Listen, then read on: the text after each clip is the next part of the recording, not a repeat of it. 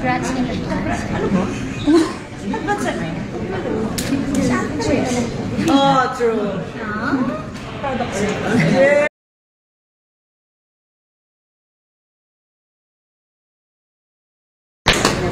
Congrats in advance. Ano ba? Advance ano?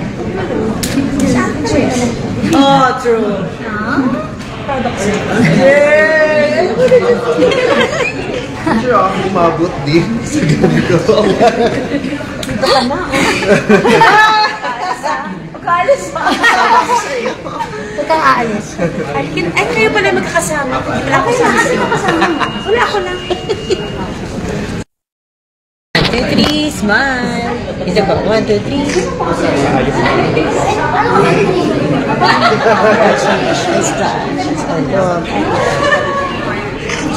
Enjoy na lang natin. Kamusta sabi?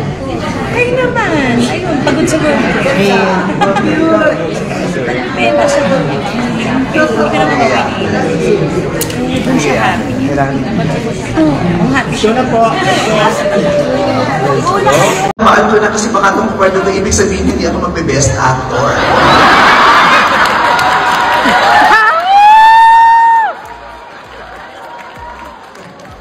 Baka ito yung award sa mga first runner-up.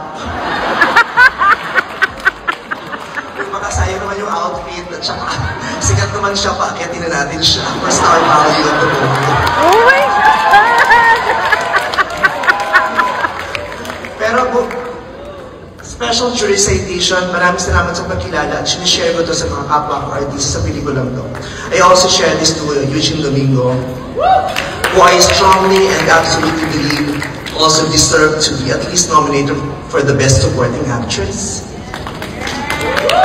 Ngayon din si Gladys Reyes at si Maris Racal at ang nanay kong si Malu Santos, producer ko pala yun.